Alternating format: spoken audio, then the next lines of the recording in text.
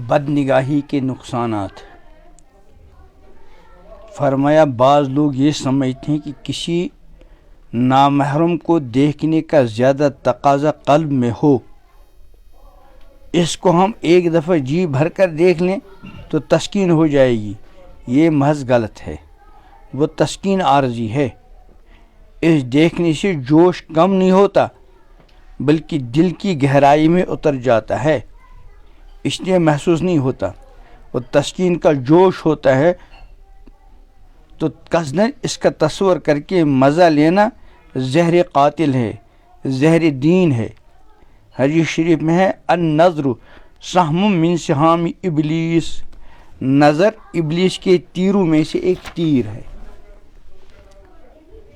فرمایا کہ اگر ساری زمین گناہوں سے بھر جاوے تو توبہ سب کو مٹا دیتی ہے۔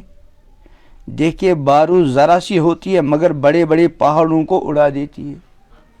لیکن اس کا یہ مطلب نہیں کہ انسان توبہ کے بھروسے کیا کر بیٹھے، گناہ کر بیٹھے، بلکہ اس کا مطلب ہے کہ انسان کو کتنے بھی گناہ ہو چکے ہوں، اب اس وجہ سے گھبرا رہا ہے کہ میرے پاس اتنا گناہ ہے، اتنے گناہ کیے تو کیا توبہ کروں گا، تو اس کے لیے ہے۔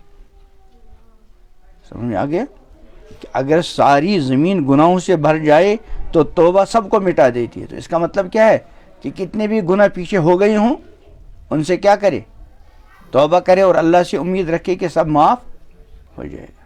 لیکن اس کا یہ مطلب نہیں ہے کہ فی الحال بہت گناہ کریں گے پھر توبہ کریں گے، یہ نہیں۔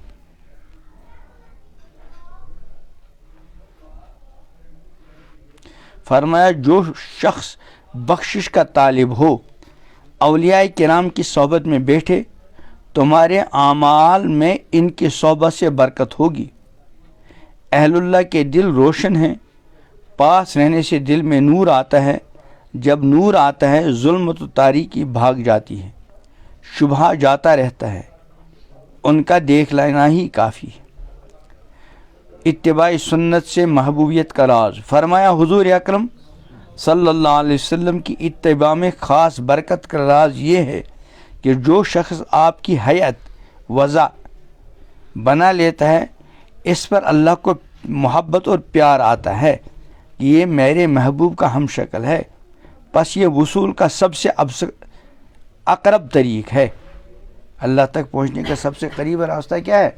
حضور علیہ السلام کے نقش قدم پر چلیں، پھر یہ خود اللہ کا محبوب بن جاتا ہے۔ اللہ خود فرماتے ہیں جل شانہ قل ان کنتم تحبون اللہ، آپ کہہ دیجئے مومن ایمان والوں سے اگر تم اللہ سے محبت رکھتے ہو تو فاتبعونی، میرا اتباع کرو۔ کس کا؟ حضور اکرم صلی اللہ علیہ وسلم کا۔ کیا ملے گا؟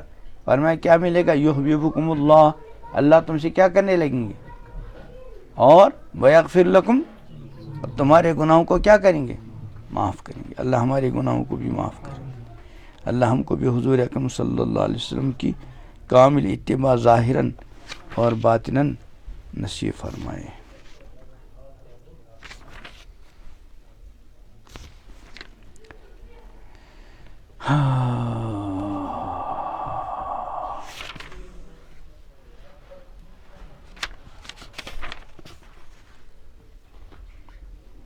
یہ مولانا رومی کا ہے۔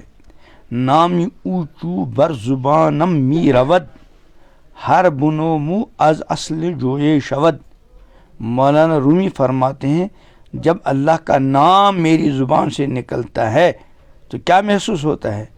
فرماتے ہیں میرے بال شہد کے دریا ہو جاتے ہیں۔ تو فرماتے ہیں میرے دوستو، اللہ کی محبت کے کیسے مقام کیسے حاصل ہو کہ ہمارے قلب میں اللہ کی اشد محبت اشد ہو جائے، اور اگر اشد نہ ہوئی تو یاد رکھیے ہم اللہ کے پورے فرما بردار نہیں ہیں۔ اس لیے کہ جب ہم کو اپنا دل زیادہ پیارا ہوگا تو جہاں ہمارے دل کو تکلیف ہوگی وہاں ہم اللہ کے قانون کو توڑ دیں گے۔ مثلا کوئی حسین صورت سامنے آئی، دل چاہتا ہے اس کو دیکھیں، نہ دیکھیں کہ دل کو کیا ہوگی، تکلیف۔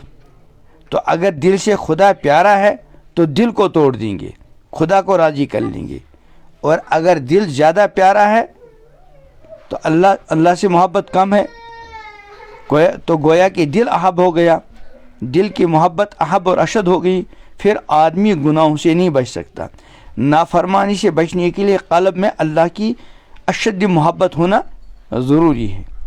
اسی وجہ سے مولانا رومی فرماتے ہیں جس وقت سلطان محمود نے اپنے 65 وزیروں کو بلایا اور کہا شاہی خزانے کا یہ نایاب موتی توڑ دو، کہ خزانے سب سے قیمتی موتی جو ہے کیا کہا، اس کو توڑ دو، لیکن ہر وزیر نے کہا حضور خزانے کا نایاب موتی ہے، اس کی خزانہ شاہی میں کوئی مثال نہیں، میں اس کو توڑ نہیں دوں گا۔ کسی نے نہیں توڑا، یہاں تک کہ سب وزیروں نے انکار کر دیا اور معذرت کر لی۔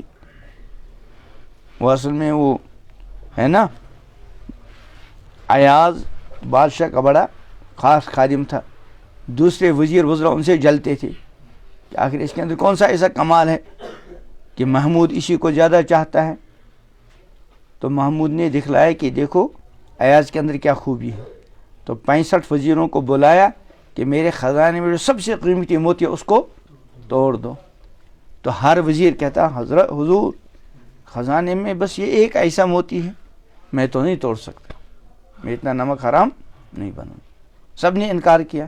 پھر محمود کو اس کو ایاز کا بولا، اس نے ایک پتھر مار کر چورا چورا کر دیا۔ آخر میں شاہ محمود نے ایاز کو بلایا۔ اسے دراصل وزیروں کو ایاز کا مقام عشق دکھلانا تھا، یہ دکھلانا تھا کہ ایاز میرا سچا عاشق ہے، باقی سب وزراء ریالی اور تنخواہی ہیں۔ اس نے کہا ایاز تم موتی کو توڑ دو۔ ایاز نے فوراً پتھر اٹھایا اور موتی کو توڑ دیا۔ پورے ایوان شاہی میں شور مچ گیا۔ سب نے کیا کہا؟ مولانا نے رومی نے کی زبان سے سنیے، اینچ بے باکیست واللہ کافر است، کہ یہ کتنا بے باک ہے، یہ تو بڑا ناشکرا ہے، بادشاہ کی اتنی قیمتی موتی کو کیا کر لیا؟ توڑا۔ انہوں نے کہا ارے ایاز بڑے بے باک، بالکل کافر اور ناشکرا ہے۔ کافر کے یہاں معنی ناشکرے کے ہیں۔ شاہ محمود نے کہا ایاز تم نے موتی کیوں توڑا؟ ان وزراء کو جواب دو۔ اس نے کیا جواب دیا؟ گفت ایاز اے محتران نامور، امر شاہ بہتر بقیمت یا گوہر۔ ایاز نے ان وزیروں سے کہا اے معزز لوگو، آپ نے موتی کو قیمتی سمجھ کر نہیں توڑا لیکن شاہی حکم کو توڑا۔ بادشاہ کا حکم کیا تھا؟ اس کو توڑو، ہے نا؟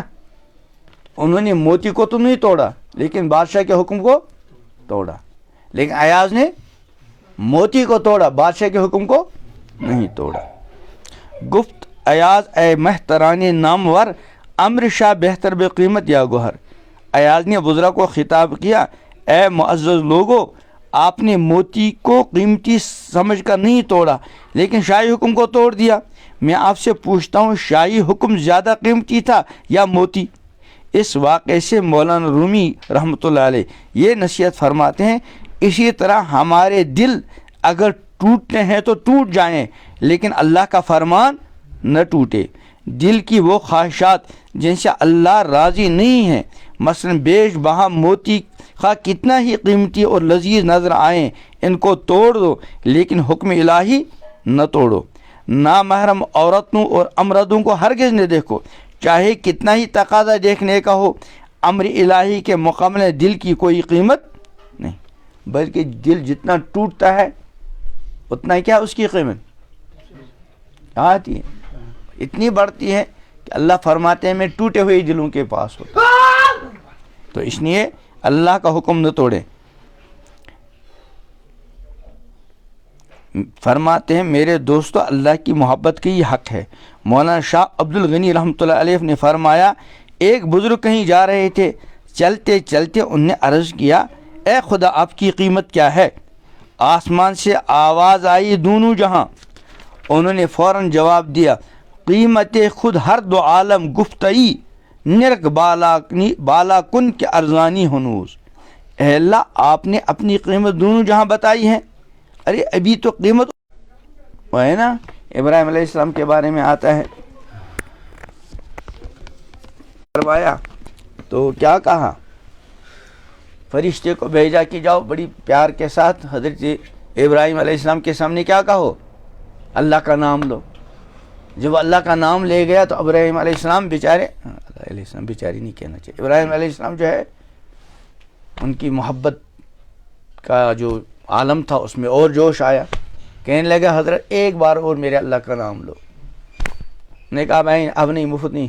کہا کیا چاہیے؟ کہا یہ بکریوں کا ریوڑ دے دو یا آدھا ریوڑ۔ نے کہا بالکل۔ پھر اللہ کا نام لیا، پھر کوئی اور، پھر کہا ایک بار اور۔ کہا اب تو تمہارے پاس کیا؟ کہا میری جان۔ اور نے اللہ کا ایک نام لے لیا اور غائب ہو گئے، ہے نہیں؟ اللہ تعالی ہم کو بھی اپنے نام کی محبت عظمت عطا کرے۔ اللہ تعالی اپنے ہر حکم کو پورا کرنے کی توفیق عطا فرمائے۔ اللہ تعالی مجھے بھی آپ کو بھی اللہ کے کسی بھی حکم کو توڑنے سے بچنے کی توفیق عطا فرمائے۔